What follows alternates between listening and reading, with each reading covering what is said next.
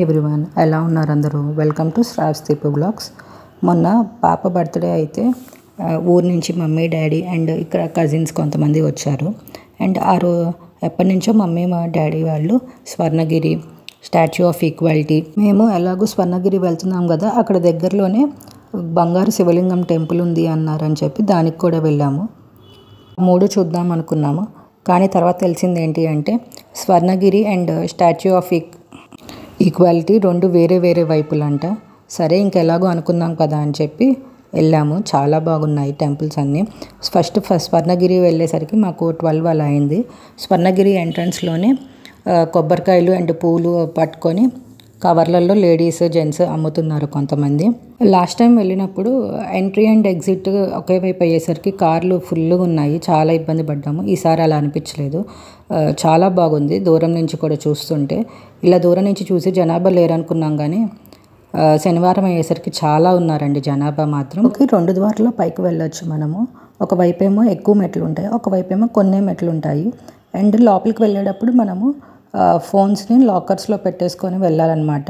దర్శనం అయితే మాకు ఒక అరగంట పైనే పట్టింది.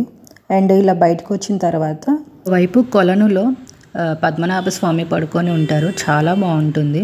అండ్ అక్కడ 2 స్టేర్ బిల్డింగ్ అనమాట, పైనుంచి ఉంటుంది, కిందకి వెళ్ళొచ్చు మనము. కాసేపు అక్కడ టైం స్పెండ్ చేసాము, అలా ఫోటోలు దిగి. లోపలికి అయితే ఫొటోస్ నాట్ అలౌడ్ అండి, ఇటు బయటకే ఫొటోస్. అండ్ ప్రతిరోజు అక్కడ నిత్య అన్నదానం ఉంటుందంట. అక్కడ ఫుడ్ చాలా బాగుంటుంది, తినండి అన్నారు బయట వాళ్ళు.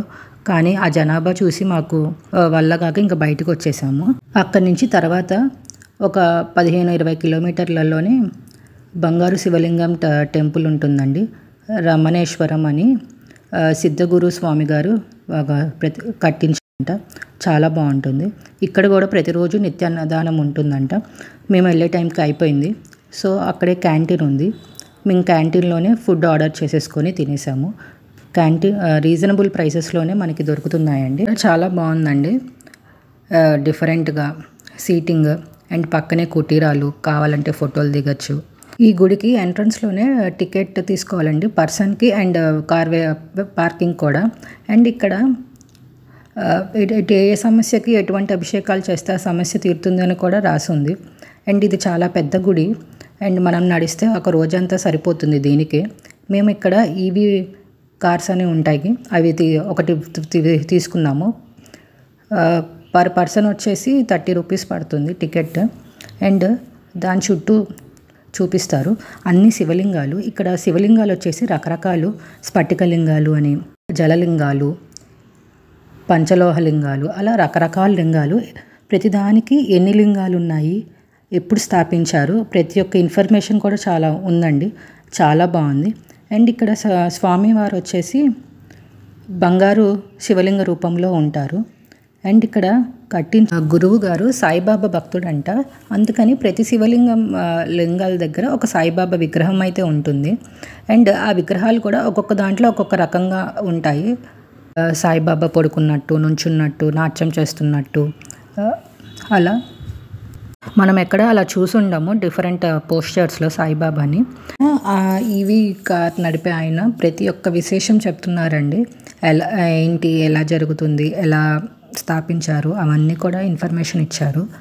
అండ్ ఫస్ట్ టైం ఎవరైతే నా వీడియో చూస్తున్నారో ప్లీజ్ సబ్స్క్రైబ్ చేసుకోండి అండ్ లైక్ చేసి షేర్ చేయండి. అలా ఋషిలింగాలని ఒకవైపు ఏమో సాయిబాబా భక్తుల వాళ్ళ స్టాచ్యూస్ అన్నీ ఒక్కొక్కటి పెట్టి ఉంది. అండ్ చాలా బాగుంది. అండ్ లింగాల్లో కూడా ప్రతి లింగానికి ఒక్కొక్క స్ట్రక్చర్ ఉందండి. లైక్ ప్రతి లింగానికి దాని యొక్క పేరు. అండ్ ఒక లింగానికి సంబంధం లేదు, ఏదో ఒక డిఫరెన్స్ అయితే ఉంది. చాలా బాగుంది చూడ్డానికి కూడా. వాటితో పాటు ద్వారపాలకులు, రకరకాలు. అదంతా అయిపోయిన తర్వాత సాయిబాబా దగ్గర తుని కూడా ఉంది అనమాట. తునిలో మనము ఏదైనా కోరిక కోరుకొని ఒక 3 ప్రదక్షిణలు చేసి దాంట్లో కొబ్బరి చిప్ప వేస్తే మన కోరికలు తీరుతాయంట. అండ్ అది అయిపోయిన తర్వాత లోపల 108 విగ్రహాలు, రకరకాల దేవతలు, దేవతామూర్తులు, చాలా బాగుంది, చాలా డిఫరెంట్గా ఉన్నాయి, కొన్ని చాలా ప్రశాంతతగా ఉన్నాయి, కొన్ని అయితే నేను ఫస్ట్ టైం చూస్తున్నాను, ఎప్పుడు చూడలేదు వాటిని. సారి హైదరాబాద్ వస్తే ఈ టెంపుల్ని ఖచ్చితంగా ప్లాన్ చేసుకోండి, చాలా బాగుంటుంది, వర్త్ ఇట్ అనిపిస్తుంది మీరు చూసిన దానికి కూడా. అండ్ దీని తర్వాత మేము స్టాచ్యూ ఆఫ్ ఈక్వాలిటీకి వెళ్ళాము. ఇది కూడా ఎన్నో వందల ఎకరాల్లో కట్టారంట. చాలా పెద్ద స్టాచ్యూ, చాలా బాగుంది అండ్ భయం కూడా వేసింది అది చూస్తుంటే అంత దగ్గర నుంచి. లోపలికి ఫోన్స్ నాట్ అలౌడ్, అందుకే బయట వరకే దిగాము.